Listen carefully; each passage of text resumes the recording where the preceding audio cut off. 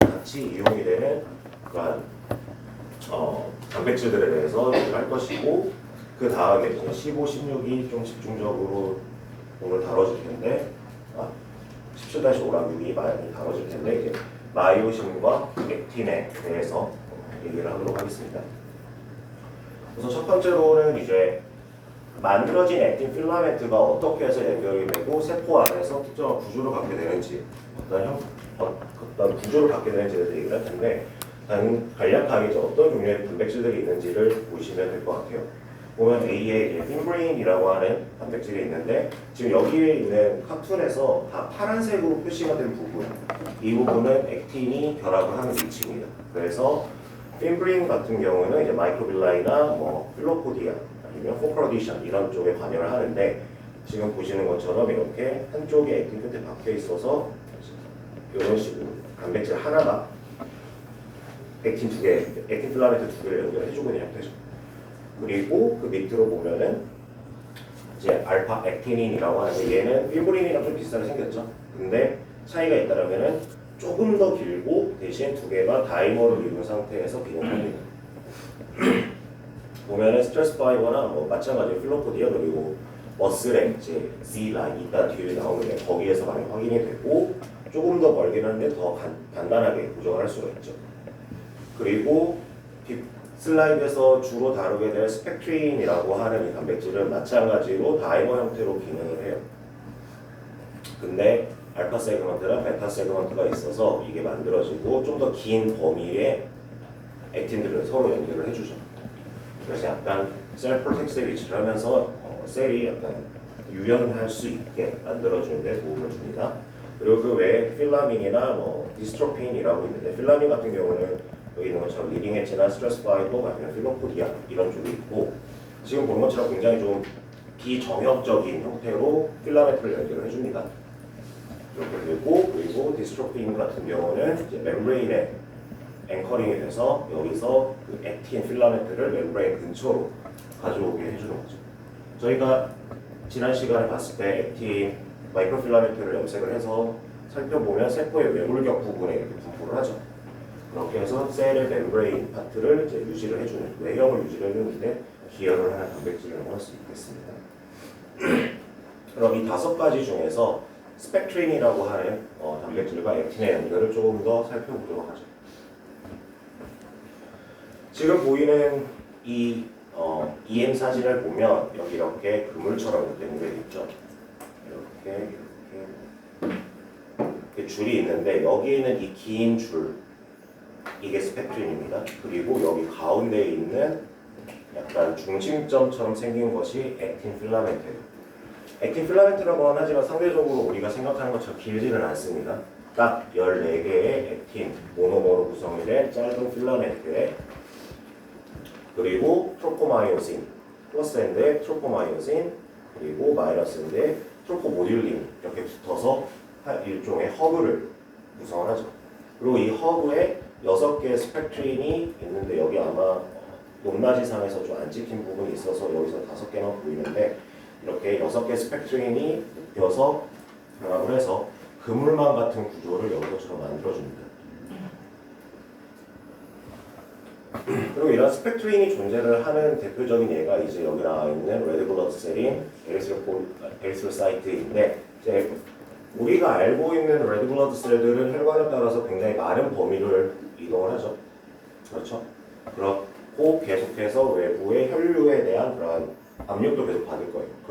그러려면 얘네들이 셀이 쉽게 터지지 않으려면 외부의 그런 힘에 좀 더 유연하게 대처할 수 있고, 약간 푹신푹신한 구조이면은 세포가 잘 터지지 않겠죠. 단단하지 않으면. 그렇기 때문에 이런 적혈구에서 굉장히 많은 형태로 발견이 된다고 합니다. 이런 스펙트린이 멤브레인 근처에 이렇게 위치를 하는데, 이런 그물망 구조와 스펙트린을 그리고 액틴을 구성을 하고 연결해주는 4가지 단백질들이 이제 뒷부분에 뒤 슬라이드에 나올 겁니다. 앵크린 아니면 밴드3라고 하는 바이카보네이트 트랜스포터나 아니면 글라이코포린 C라고 하는 또 다른 멤브레인 프로틴, 그리고 밴드 4.1이라고 하는 스펙트린과 F액틴을 연결을 해주는 이러한 단백질들이 스펙트린과 액틴 필라멘트와 플라스마 멤브레인 여기를 상호간에 연결을 해주는 역할을 합니다. 자, 그림을 보시면 조금 더 이해가 빠를 거예요. 우선은 말씀드린 것처럼 글라이코포린 C라고 하는 멤브레인 프로테인과 밴드3라고 하는 일종의 바이카보네이트 트랜스포러가 여기에 있죠. 그러면 여기에 지금 우선 이거는 밴드 4코너 여기서 가리키는 게 이제 회색의 네모난 상자 모양으로 있는 네모난 회색의 도형이 이제 밴드 4.1을 보여주는 건데 앞에서 설명을 드렸을 때 얘는 스펙트린과 액틴을 연결해 준다라고 말씀을 드렸죠. 보면은 여기 있는 게 액틴 필라멘트입니다. 14개로 이루어진 액틴 필라멘트고 지금 여기 가운데 있는 게 스펙트린이에요. 그래서 여기 이렇게 액틴과 스펙트린을 연결을 해주고 그리고 마찬가지로 4.1이 글라이코포린 C에도 결합을 합니다. 이렇게 돼서 이제 이렇게 멤브레인과 액틴과 스펙트린을 연결을 해주죠. 그리고 중간에 있는 앵크린은 2개의 스펙트린을 연결을 해주거나 아니면 밴드3에 결합을 해서 또 다시 지지대 역할을 도와주는 기능을 합니다. 이런 식으로 다양한 단백질들이 서로 연결을 해서 그러한 스펙트린과 액틴으로 구조를 만들어내고 세포막 주변에서 유연한 구조를 가질 수 있도록 유연한 구조를 갖는 것을 가능하게 해준다라고 할 수 있겠습니다.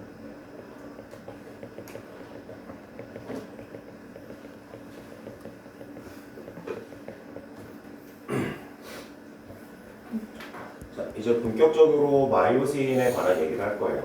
마이오신은 제가 지난 시간에 말씀을 드렸던 것처럼 액틴 필라멘트를 이용을 해서 운동성을 갖는 운동 단백질입니다. 저희가 지난 시간에 배웠던 내용이 리스테리아가 세포 안으로 들어오면은 액틴을 이용을 해서 세포 내에서 운동을 한다, 이동을 한다라고 말씀드렸죠. 근데 그 이동하는 메커니즘을 굉장히 간단하게 얘기를 하면은 다시 한번 말씀드리지만 연장하는 액틴의 결합을 하면서 계속 액틴이 늘어나니까 뒤에서 밀어주는 액틴의 결합과 분해 과정이 반복이 될 때 액틴에 밀려서 앞으로 이동을 하게 되는 거예요. 그 얘기는 어떤 운동 단백질에 의해서 이동을 하는 것은 아니란 얘기죠. 하지만 이러한 특이성과 구분되게 마이오신은 ATP를 이용을 하여서 어떠한 특정한 물질, 세포 내에 있는 특정한 화물, 카보라든지 아니면은 액틴과의 그런 결합을 반복을 하면서 운동성을 부여를 합니다. 지금 보이는 이 마이오신 필라멘트가 이제 대표적으로 알려진 마이오신 2라고 하는 마이오신 필라멘트 컴플렉스입니다. 지금 보시는 것처럼 이제 교과서상에는 이 그림만 나올 거예요. 근데 여러분들의 이해를 좀 돕기 위해서 그림을 하나 더 추가했습니다. 자, 우선 마이오신 2는 말씀드린 대로 컴플렉스예요. 하나의 단백질이 아닙니다. 자, 지금 보시면 여기 빨간색으로 이렇게 되어 있는 거 있죠. 빨간색 동그라미가 있고 쭉 코일 형태로 이렇게 연결이 되어 있는데 빨간색 동그라미 하나랑 연결된 이 긴 테일 부분이 하나의 단백질이에요. 헤비체인이라고 하고 이렇게 헤비체인 2개가 결합을 해서 꽈배기처럼 꼬여있는 게 기본 틀이라고 생각을 하시면 됩니다. 그리고 여기에 있는 부분, 이 부분을 뒤에서 넥 부분이라고 이제 우리는 정의를 하는데 이 위치에 2 종류의 라이트 체인이 붙어요. 그 얘기는 이 컴플렉스 하나가 만들어질 때 2개의 헤비 체인과 그리고 4개의 라이트 체인이 결합을 하게 되는 거죠. 자, 그리고 마이오신 2 같은 경우는 근육, 특히 이제 스켈레탈 머슬에서 많은 기능을 하는데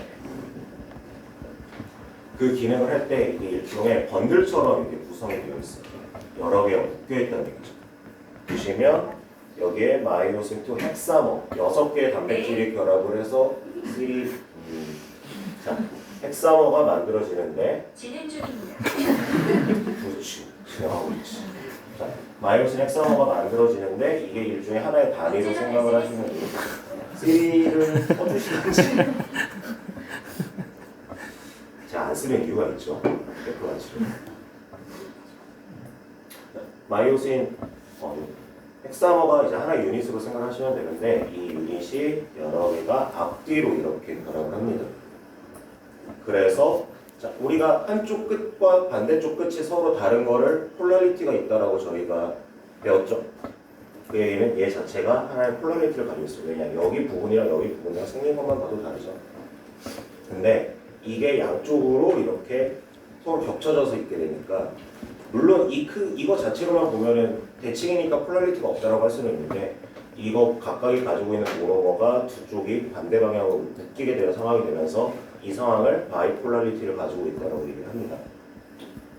그래서 뒷부분에서도 계속 나오겠지만 그리고 전 슬라이드에서도 보셨지만 이러한 구조로 마이오신 필라멘트가 형성이 되고 스켈레탈 머슬에서 하는 기능들이 뒷부분에서 더 자세하게 얘기를 하도록 하겠습니다. 우선 마이오신의 그러한 하나의 유닛에서 그 유닛이 어떤 기능을 하고 있는지를 좀 살펴보면 크게 이제 마이오신은 헤드랑 넥이랑 테일 부분으로 나눌 수 있어요. 이거는 단순히 뭐 라이트 체인이냐 헤비 체인이냐가 아니라 라이트 체인과 헤비 체인이 이제 결합을 해서 만들어진 하나의 유닛에서 그 위치가 어디냐에 따라서 이렇게 구분한 거죠. 지금 보면은 헤드 체인은 이렇게 동그랗게 이렇게 되어 있는데 여기가 바로 액틴에 결합을 하는 부분입니다.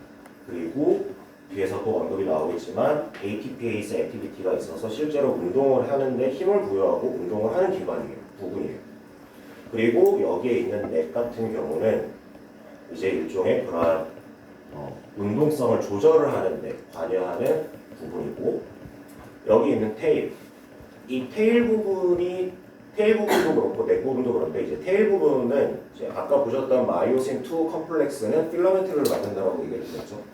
그러니까 일종의 번들을 만드는데 마이오신 2에서는 이 부분이 이제 테일로서 이렇게 중첩이 되는 데 역할이 이용이 되고 마이오신 5 같은 경우는 이 뒷부분에 이제 운반을 해야 되는 물질이 있으면 그거를 결합을 하는 위치로 활용이 됩니다. 그래서 이렇게 된 상태로 여기에 물건을 달아서 이동을 한다라고 생각을 하시면 돼요. 맨 마지막 슬라이드입니다. 자, 그 기능을 알아보기 위해서 과학자들이 어떤 식으로 연구를 했었느냐. 자, 키모트립신이라고 하는 일종의 프로티에이즈 역할을 할 수 있는 그런 케미컬이 아니죠. 단백질이죠.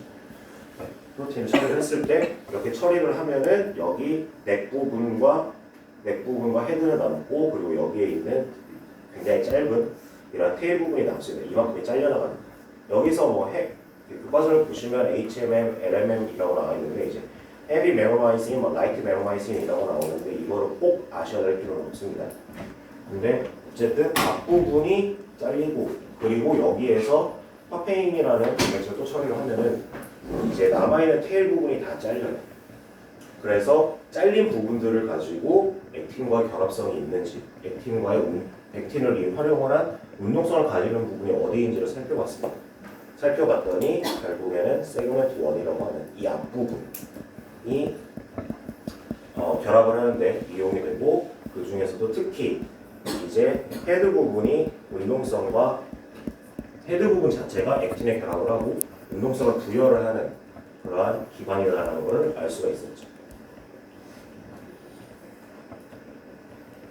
그래서 최종적으로 3D 스트럭처로 이제 단백질의 구조를 컴플렉스 구조를 봤을 때는 이렇게 헤드 부분이 있고 여기가 액틴 바인딩 사이트이고 여기에 뒷부분에 이제 이렇게 뉴클레오타이드 바인딩 사이트 ATP가 결합을 하는 위치가 여기에 있습니다.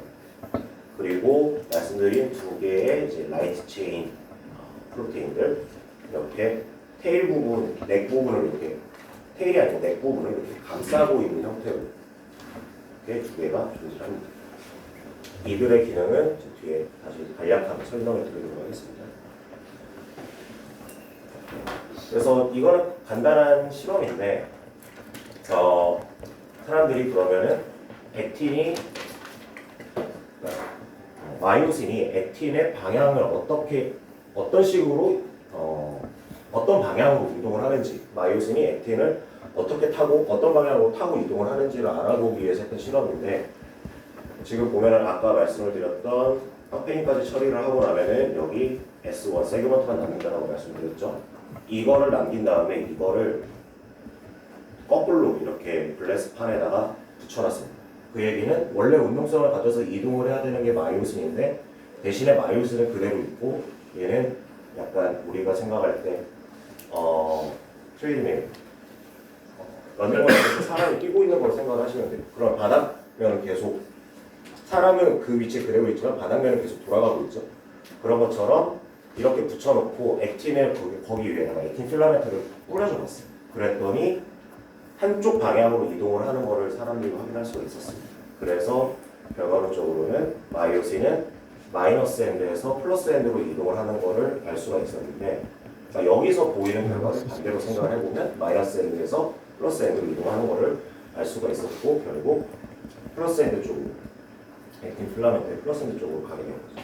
자, 그래서 지금 이거는 교과서에 있는 그림인데 1번 액틴, 2번 액틴, 3번 액틴이에요. 마이오신이 바닥에 붙어있는, 정확히는 마이오신의 헤드와 넥 부분이 붙어있는 글래스 플레이트 위에 형광으로 염색이 된 필라멘트를 액틴 필라멘트를 뿌려줘 봤더니 이렇게 이동을 1번만 보여줘. 이렇게 위치가 지금 변하죠. 그럼 여기서 알 수 있는 거는 우선은 마이오신이 액틴을 밀어줬다. 즉 반대의 경우 액틴이 고정되어 있는 상태라면은 마이오신이 운동을 할 수가 있다. 액틴을 타고 라는 것을 알 수가 있었고, 그리고 또 중요한 거는 여기 헤드와 넥 부분만 가지고도 기능을 할 수 있다는 걸 알 수가 있고, 그리고 이 결과만으로는 알기는 어려워. 방향성에 대해서. 근데 이제 여러 가지 실험, 다른 이제 염색, 플러스 핸드를 마킹을 할 수도 있고 마이너스 핸드를 마킹을 할 수도 있는데, 그 마킹을 한 거를 가지고 방향성을 사람들이 최종적으로 확인할 수가 있었죠. 그러면 이걸 한번 봐볼까요? 실제 이 실험을 이러한 실험을 하는 예시를 좀 보여드리려고 하는데,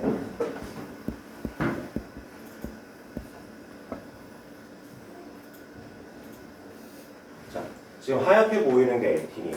액틴 필라멘트고, 인비트로에서 액틴 필라멘트를 합성을 했기 때문에 길이는 제각각입니다. 가장 대표적인 게 지나갔죠. 찍으려고 했던 애가 얘를 봐보죠. 얘랑 비교하면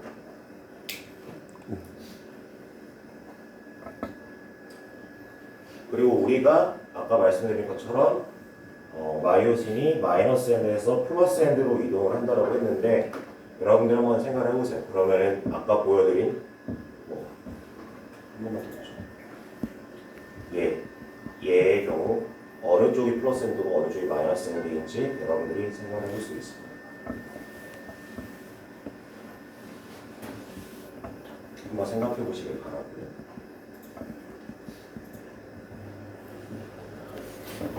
그래서 어쨌든 핵심은 마이오신은 마이너스 엔드에서 플러스 엔드로 이동을 한다. 그리고 엑스원 세그먼트가 실제로 이동을 하는데 중요한 역할을 하는 부분이다 라는 거 알고 계시면 되겠습니다. 그리고 이 마이오신을 구성을 하고 있는 단백질, 특히 여기서 말하는 거는 이제 여기서 마이오신 프로테인이라고 하는데 교과서 보시면 좀 헷갈리실 거예요. 제가 앞에서는 컴플렉스라고 얘기를 했고 여기서는 그냥 하나의 단백질처럼 얘기를 했는데, 이거는 마이오신 헤비체인이라고 생각하시면 좀 이해가 쉽습니다. 마이오신 헤비체인 같은 경우를 보면 크게 5가지 교과서 상에서 이제 1번, 2번, 3번, 1번, 2번, 5번 클래스만 얘기를 하는데, 제가 알고 있고는 12, 11, 12 그 정도까지 클래스는 굉장히 다양해요.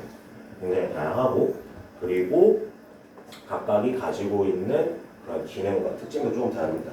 지금까지는 이제 대략 40개 정도의 마이오신 단백질이 사람에게 있다라고 밝혀져 왔고, 그 중에서 이제 좀 몇 개를 봐보죠. 근데 공통점, 헤드 부분이 기본적으로 헤드와 넥과 테일 부분으로 구성이 되어 있습니다. 모든 마이오신은. 근데 이것들의 공통점은 헤드 부분이 이제 ATPase 액티비티를 가지고 있고, 대신 테일 부분이 아까 말씀드린 것처럼 좀 기능이 클래스마다 조금씩 달라요. 차이점이 있습니다.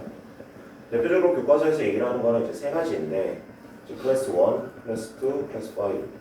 클래스 2는 아까 보여드렸던 그 바이폴라리티를 가지고 있는 필라멘트 형태의 그러한 마이오신이에요.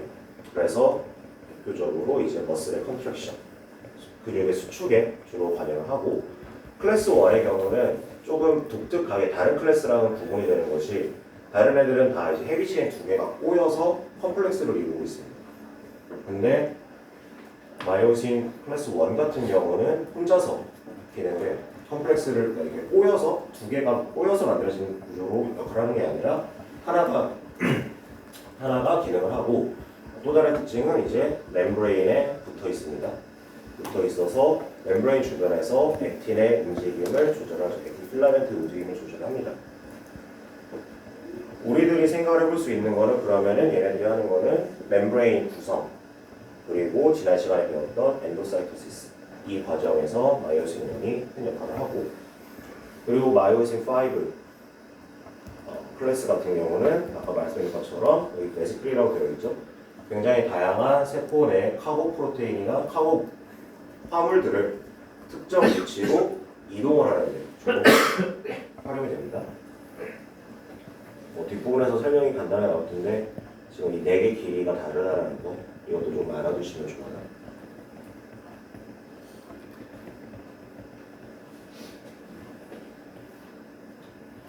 설명드린 거죠. 한 가지 공통적으로 다 마이너스 엔드에서 플러스 엔드로 마이오신을 운동을 하는데 특히 마이오신 클래스 6 같은 경우는 예외입니다. 마이너스 엔드 쪽으로 이동을 해요. 반대 방향으로 이동을 해요. 이런 차이점이 있으니 이거는 알아두시면 될 것 같고 그러면 굉장히 간단하지만 어떻게 해서 마이오신이 액틴을 밟고 운동을 하는지 걸어가는지 주로 이제 표현을 제가 워킹이라고 얘기를 하는 거예요. 어떻게 해서 ATP를 활용을 해서 이동을 하는지 액틴에서 그거를 설명을 드립니다. 먼저 ATP가 결합을 하기 이전에 액틴의 마이오신의 헤드가 액틴에 이렇게 단단하게 붙어 있습니다.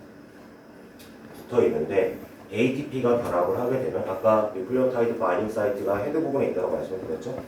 그러니까 ATP가 결합을 하게 되면은 구조가 바뀌어요. 구조가 바뀌면서 액틴 붙어 있던 액틴에서 떨어집니다. 지금 보시는 것처럼 떨어졌죠. 여기 떨어졌죠. 이 빨간색 액틴 잘 보세요. 근데 ATPase 액티비티가 있다라고 말씀을 드렸어요. 헤드 부분에서. 그러면은 ATPase 액티비티 때문에 이게 하이드롤라이시스가 일어나면서 이제 ATP가 ADP랑 포스페이트로 이렇게 나눠지게 되겠죠. 근데 우선은 여기서 나눠져서 포스페이트가 바로 나가는 상황 말고 우선은 두 개가 다 같이 있는 상황이에요. 지금까지는 나눠진 상태가 아직 붙어 있는 상황입니다. 붙어 있는데 이렇게 되면은 또 이게 몰레큘이 다른 몰레큘이기 때문에 또 한 번 구조가 바뀌어요. 약간 이렇게 쪼그라든 이렇게 이런 상태가 되는데 교과서에는 퍽트 포지션이라고 얘기합니다. 이제 약간 마이오신의 헤드가 약간 도는 건데 퍽트 포지션이라고 하는데 찾아보시면 이렇게 권총 방아쇠 뒷부분 장전하는 방아쇠 부분이 이렇게 꺾여 있는 상태 이런 그림들이 많이 나오는데 비슷한지 모르겠어요. 근데 어쨌든 이런 형태로 약간 구조가 또 한 번 바뀌게 돼요. 결국 머리가 지금 계속 바뀌는 거죠. 머리의 구조와 방향이 계속 바뀝니다. 그래서 떨어진 상태에서 가까워졌다가 다시 액틴을 단단하게 결합을 해요. 꽉 잡고 그 다음에 이때 포스페이트가 빠져나갑니다. 포스페이트가 빠져나갔다는 얘기는 내부에 있는 차지가 또 바뀌면서 프로테인의 구조가 또 바뀐다는 얘기죠. 그러면서 이게 쉽게 얘기해서 빠져나가면서 얘가 방향이 이렇게 컵트 포지션이었던 게 붙은 상태에서 뒤쪽으로, 넥 쪽으로 한 번 더 꺾여요. 더 꺾이면 잡고 이렇게 가는 거죠. 이렇게 가는 거죠. 자, 그래서 지금 여기랑 이거의 위치를 잘 보세요. 빨간색 액틴 결합하고 있는 상태에서 헤드가 뒤로, 넥 뒤쪽으로 꺾이다 보니까 이거를 액틴을 미는 거죠. 근데 액틴이 필라멘트가 고정이 되어 있는 상태면은 짚고 앞으로 나가게 되는 상황으로 생각하시면 되고 그래서 이렇게 되는 현상 포스페이트가 빠져나가고 그것 때문에 헤드가 뒤로 젖혀지는 목 방향으로 넥 방향으로 뒤로 젖혀지면서 액틴을 뒤로 밀고 자기는 앞으로 나가는 이 상황 이거를 파워 스트로크라고 얘기합니다. 파워 스트로크라고 얘기를 하고 그리고 ADP가 다시 지금 이 상황에서 포스페이트가 나가면서 나타나는 현상인데 그럼 ADP는 남아있겠죠? ADP가 빠져나가고 대신에 ATP가 들어오면 붙어있는 상태에서 다시 떨어져요. 즉 0번 단계로 돌아가는 겁니다. 그래서 하나의 사이클이 이렇게 도는 거죠. 그리고 이게 반복을 하면은 액틴을 타고 걸어갈 수 있는 상황이 만들어집니다.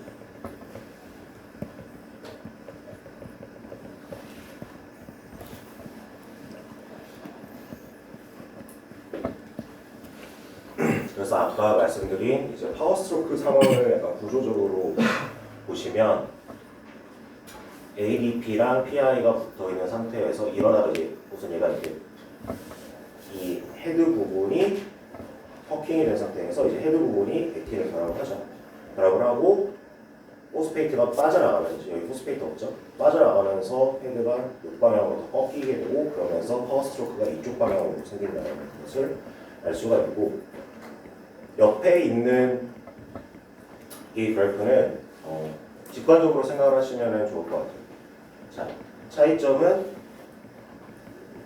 물론 길이는 다 비슷해 보이죠. 근데 내 프로테인, 그러니까 넥의 길이가 얼마나 되느냐에 따라서 이 마이오신이 움직이는 속도, 운동하는 속도가 다르다는 거예요.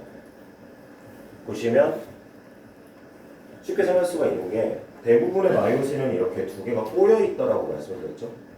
얘네들이 이렇게 걷는다라고 생각하시면 됩니다. 하나가 붙고 이렇게 붙고 나가는 거예요. 근데 만약에 이 넥 부분이 길어지면 옆에 있는 대표적으로 마이너스 5를 볼까요? 여기가 길어지면 쉽게 얘기해서 보폭이 넓어진다라고 생각할 수 있겠죠. 키 얘기를 하지 않겠습니다. 근데 넥이 여기가 짧으면 이렇게 짧게 이렇게 가다가 갈 수가 있는데요. 이 폭이 그러면 이게 짧으니까. 근데 이게 넥 부분이 길면은 그만큼 한 걸음을 내디딜 때 그 보폭이 더 커진다라고 생각하시면 이게 빠를 거예요. 그러면 더 빠르게 운동을 할 수가 있겠죠. 그거를 보여주는 결과입니다. 물론 그 과정에서 여러 가지 메커니즘들이 필요할 거예요. ATP를 하이드라이시스를 하는 속도, 그리고 실제로 이거 한 보폭을 가는데 걸리는 시간 이런 것들을 다 따져야 되는 부분이긴 한데 자세한 내용은 교과서에 있으니까 좀 읽어보시고 대신 이 개념을 알아두시면 좋을 것 같습니다. 네, 부분이 길수록 이동할 속도가 빠르다라고 정리를 할 수가 있겠죠.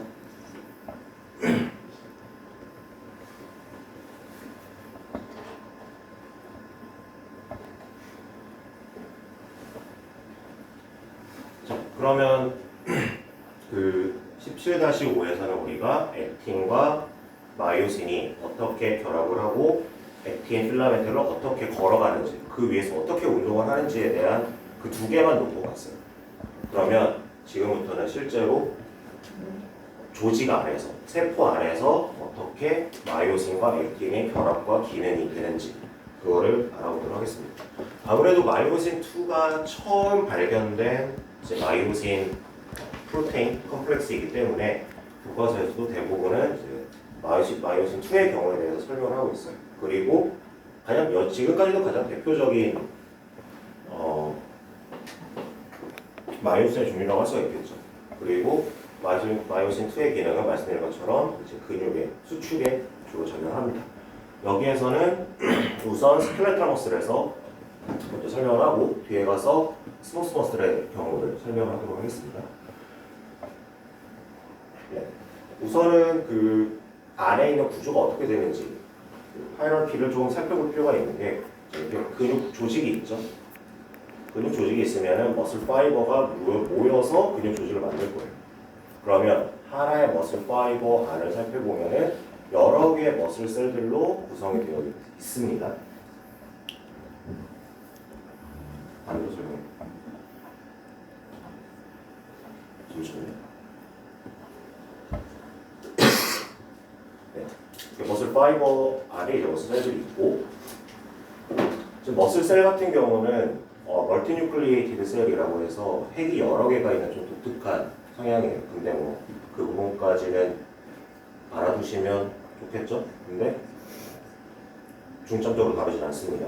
근육 생리하는 수업이 아니기 때문에 이렇게 되어 있는데 이 안에 머슬셀을 보면은 마이오피브릴이라고 하는 작은 좀 섬유 같은 조직을 볼 수가 있어요. 그리고 마이오피브릴은 여기에 보면 살코미어라고 하는 이제 관찰을 했을 때 구분이 되는 부위가 있어서 그거를 살코미어라고 단위로 얘기를 하는데 이 살코미어를 보면은 기본적으로 여기 잠시만요 뒷부분에 나오나? 카톡만 여기 보면 이렇게 진한 세로줄이 하나가 보이죠? 이 부분을 G 디스크라고 얘기를 합니다. 그래서 G 디스크 양쪽에 있는 G 디스크 그 사이를 살코미어라고 정의를 하고 지금 이거 두 개 같은 사진인데 이거는 지금 EM 일렉트론 마이크로스코피 사진인데 여기로 관찰을 했을 때 나오는 그 진하기 정도를 가지고 구역들을 나눕니다. 그래서 Z 디스크, Z 밴드라고 얘기를 하고 이렇게 있고 그 사이 부분을 A 밴드라고 얘기를 합니다. 그리고 좀 더 자세히 보면은 여기 이만큼 이 위치 있죠. 여기. 지금 여기는 이만큼이 진하잖아요. 좀 진하죠. 진한데 여기가 진한 이유는 이렇게 액틴과 마이오신이 이렇게 같이 배열이 돼 있어서 여기가 진한 거예요. 지금 이 부분이 부분이고 여기 마이오신이 존재하지 않고 액틴만 있는 위치 있죠. 이만큼 그게 여기가 좀 하얗게 보여요. 여기를 아이밴드라고 합니다. 그리고 여기 또 중간에 이렇게 좀 덜 진한 부분 있죠. 가운데 여기는 아이밴드의 경우와는 반대로 마이오신 필라멘트만 존재를 하는 위치이기 때문에 여기가 좀 이렇게 하얗게 상대적으로 하얗게 보이는.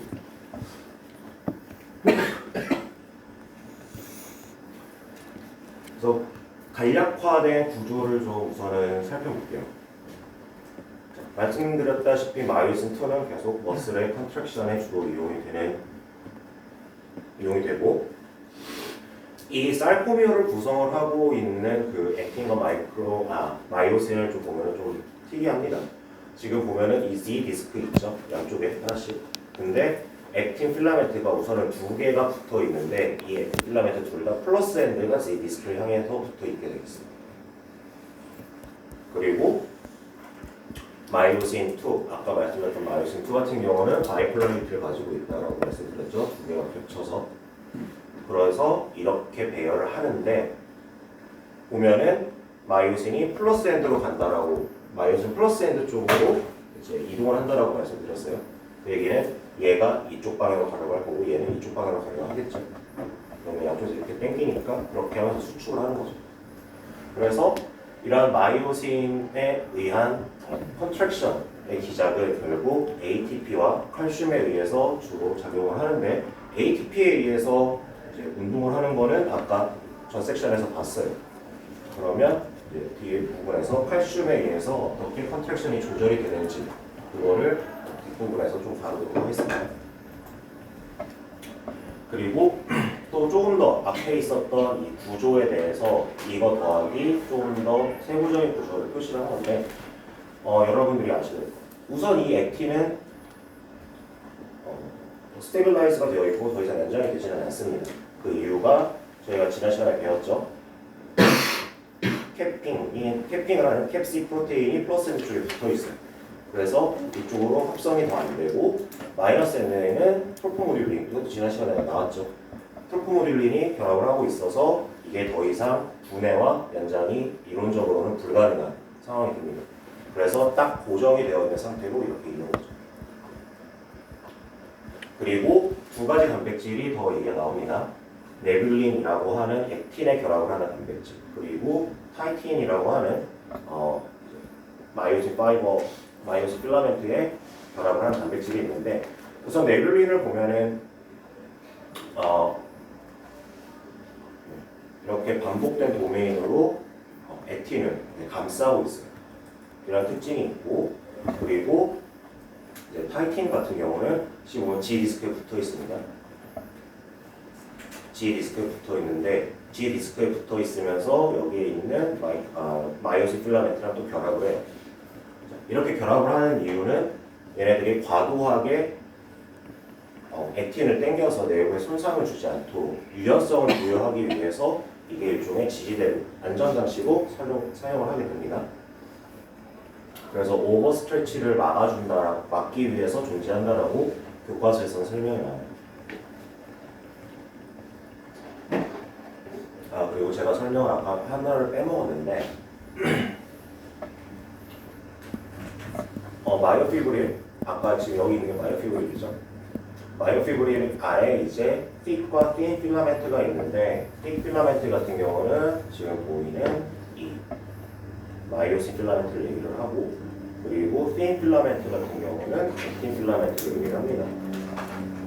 교과서에 계속 혼용돼서 나오기 때문에 그거를 잘 숙지를 하고 공부하셔야 될 거예요. 그래야 좀 안 헷갈려요.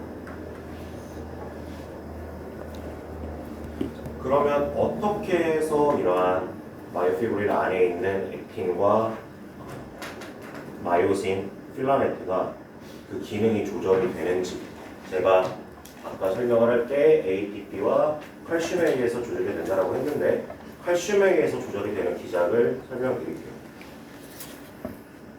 안 나오지는 않더라고요. 셀시간이 뭐라고 나옵니다. 근데 어렵지는 않습니다. 지난번처럼. 근데 우선은 전체적으로 어떻게 해서 근육이 수축을 하는지 좀 간략한 과정을 살펴보면, 우선은 뉴런을 통해서 자극을 인지를 하겠죠. 인지를 하면은 액션 포텐셜 때문에 계속 전달이 돼요. 뉴런을 타고 전달이 돼요. 그러고 근육세포까지 도달했을 때 여기 보면은 트랜스버스 튜블이라고 하는 내부 구조가 있는데, 이제 얘가 그 신호를 인지를 합니다.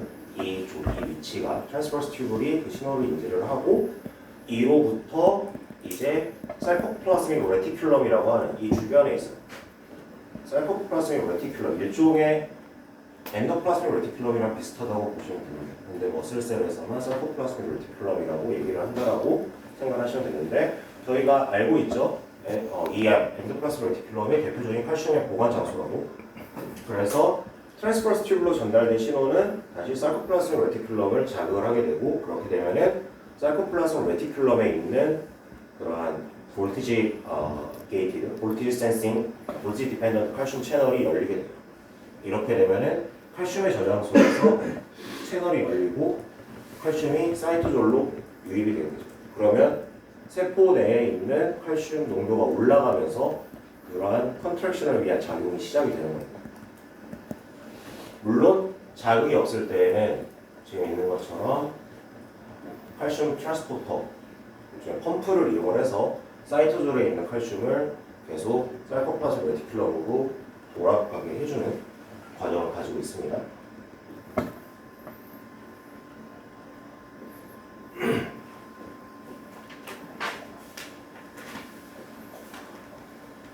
자, 그럼 스켈레탈 머슬에서 이런 마이오신이 작용을 하는, 컨트랙션을 위해서 마이오신이 작용을 하는 과정에 칼슘, 고농도의 칼슘이 필요하다고 말씀드렸는데, 그럼 어떠한 단백질이든 뭐든 그 고농도의 칼슘을 인지를 해서 조절을 해야 될 거 아니에요? 그 메커니즘을 설명하겠습니다. 그런 역할을 담당하는 대표적인 두 단백질이 지금 있는 트로포마이오신과 트로포닌이라고 하는 일종의 단백질이에요. 트로포모듈린이랑 헷갈리지 마세요. 트로포마이오신이랑 트로포닌, 이 두 단백질이 칼슘에 의한 마이오신의 컨트랙션 그리고 워킹을 조절을 한다라고 알려져 왔습니다. 중요한 거는 이 트로포마이오신과 트로포닌은 제가 방금 전에 마이오신 필라멘트를 조절한다고 했는데 그게 아니고 컨트랙션을 조절하는데, 마이오신 필라멘트를 직접적으로 조절하지는 않고 대신에 액틴의 상태를 바꿔줘서 조절을 할 수 있게 도와주는 기작을 하고 있습니다. 그래서 트로포마이오신의 경우는 이 두 단백질 모두 마이오신에 붙어 있는 게 아니라 액틴에 붙어 있는 단백질입니다. 근데 트로포마이오신은 직접적으로 칼슘을 인지를 하는 단백질은 아니에요. 대신 이렇게 여기 보이는 사슬 형태로 이렇게 액틴을 감싸고 있는 구조가 있죠. 이게 트로포마이오신입니다. 액틴을 감싸고 있는데 주된 역할은 평상시에 액틴이 필라멘트에 이렇게 있으면 마이오신이 어딘가 결합할 위치가 있을 거 아니에요. 그 위치를 평상시에는 막아주고 있습니다. 즉, 그 얘기는 붙어서 작용을 하지 못하게 해주는 기능을 한다고 할 수 있겠죠. 그리고 트로포닌은 이제 3개의 단백질로 구성이 된 컴플렉스인데 지금 보시는 것처럼 트로포마이오신에 여기로 보면 붙어 있는 것처럼 보이는데 어쨌든 액틴에 같이 근처에 위치하고 있습니다. 그래서 3개 단백질 컴플렉스인데 그 중에서 C 타입의 서브 유닛이 직접 칼슘의 바이닝을 할 수 있는 EFN 칼슘 바이닝 도메인을 가지고 있는 프로테인이라고 할 수가 있겠습니다. 그러면 어떻게 해서 칼슘 바인딩의 능력이 있는 트로포닌 컴플렉스가 트로포마이오신을 조절하는지 뒷부분에서 살펴보면 굉장히 간략하게 얘기가 나와요. 칼슘이 없을 때에는 이 트로포마이오신이 그대로 말씀드렸던 것처럼 마이오신이 액틴에 붙을 수 있는 그 바인딩 사이트를 가려주고 있어요. 근데 칼슘이 증가를 하게 되면 이제 트로포닌이 칼슘을 결합을 하게 되고 그러면 구조가 바뀌고 컨포메이션 체인지가 일어나고 그것 때문에 이제 여기에서 원래대로라고 하면 트로포마이오신이 가리고 있었던 바인딩 사이트를 이제 오픈을 해주게 됩니다. 즉 마이오신의 헤드가 결합을 할 수 있는 위치를 만들어주는 거예요. 열어주는 거예요. 이렇게 열어주게 되면서 작용을 할 수 있게 되는 것이 이제 스켈레탈 머슬에서 칼슘에 의한 이러한 액틴과 마이오신 필라멘트의 결합 조절 기작이라고 할 수가 있겠습니다.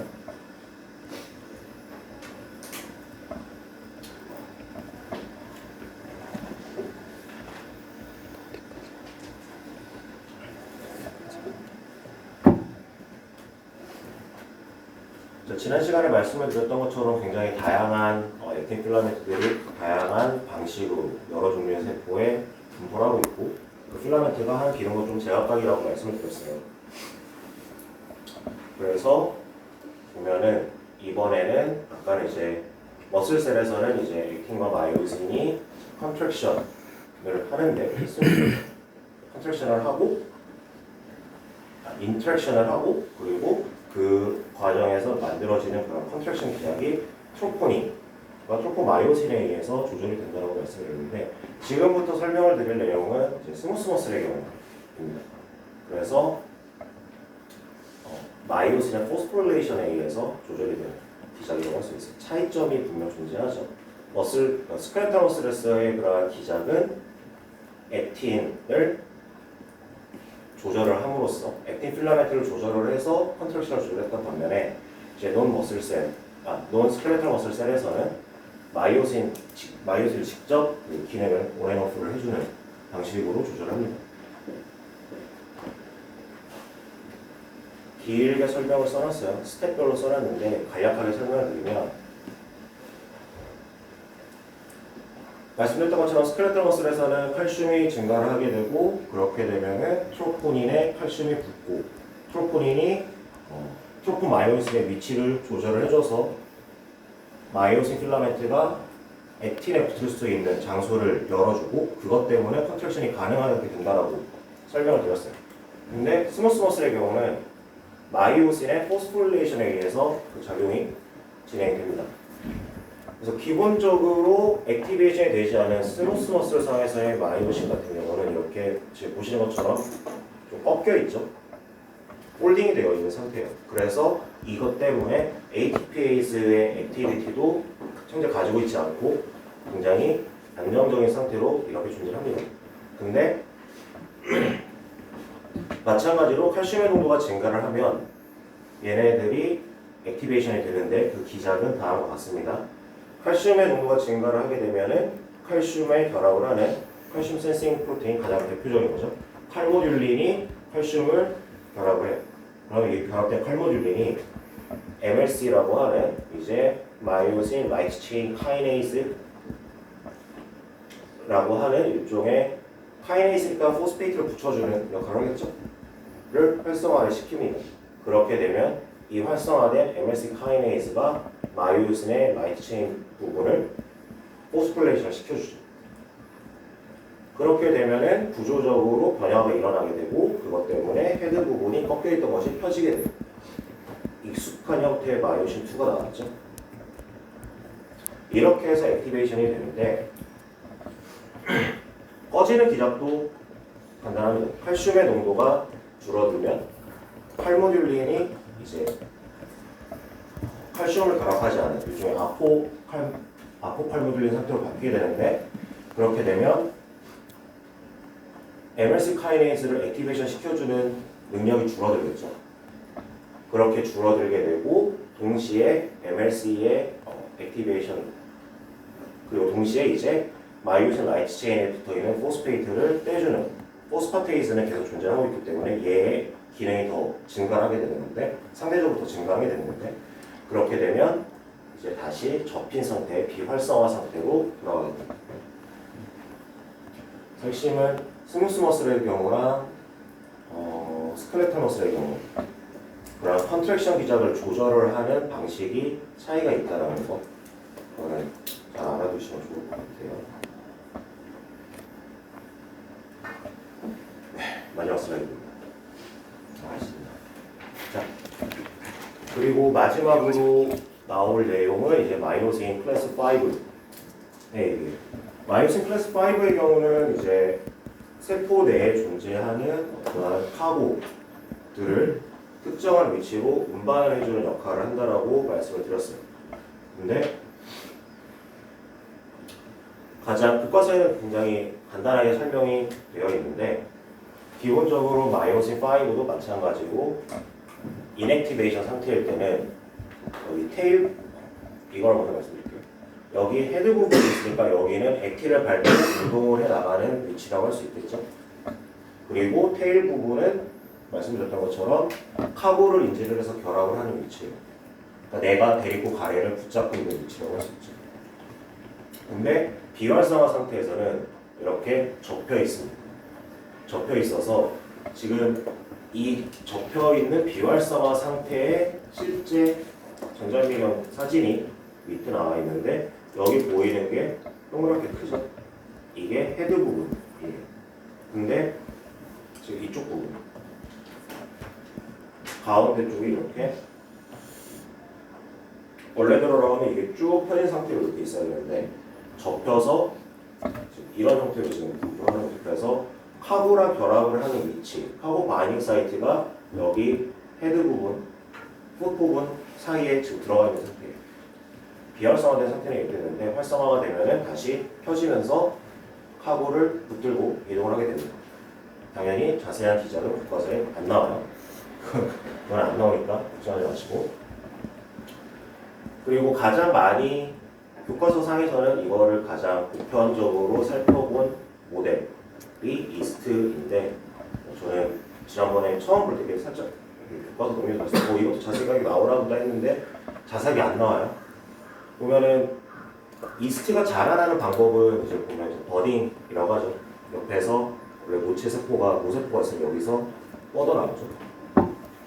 근데 이 뻗어나오는 과정에서 마이오신 5가 이용이 된다고 합니다. 왜냐? 모세포가 가지고 있는, 마더셀이 가지고 있는 그 세포가 살아가는 데 필요한 그런 물질들, 그런 것들을 이제 버딩하고 있는 미래 모노셀이 버딩하고 있는 파트에다가 전달해 주는데 지금 보는 것처럼 굉장히 다양한 세포 내 올가넬들을 포옥시tom이나 마이토콘드리아 그리고 베큐올, 패스골지 네트워크에서 나오는 골지 베스클 그리고 심지어 mRNA까지 그리고 여기 보면은 이게 뭔가 싶죠? 이게 여러분들이 다음 주에 배울 마이크로튜블이에요. 마이크로튜블까지도 안으로 필요한 그런 카고나 물질들을 마이오신 5를 이용을 해서 운반해 줍니다. 근데 중요한 거는 포옥시tom과 이제 예를 들어서 여기 보면 포옥시tom과 마이오신 5가 결합을 해야 될 거 아니에요. 이 결합을 하는데 중간에 일종의 링커처럼 물질들이 존재하는데 교과서에서는 이제 마이오신 5를 위한 리셉터가 존재한다고 합니다. 근데 어쨌든 카고를 운반을 해주는 과정에서는 마이오신이 특별한 리셉터를 인지를 하고 그거에 결합을 해서 운반할 수가 있어요. 그래서 이렇게 굉장히 다양한 물질들이 마이오신 5에 의해서 운반이 되고 그리고 계속 설명드렸던 것처럼 플러스 엔드 쪽으로 플러스 마이너스 방향식 다 표시해야겠죠?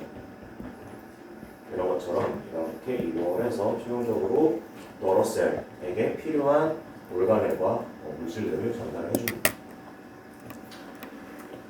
그래서 오늘 수업은 여기까지인데 질문 있으신 분? 네. 그러면 마치도록 하겠습니다. 수고하셨습니다.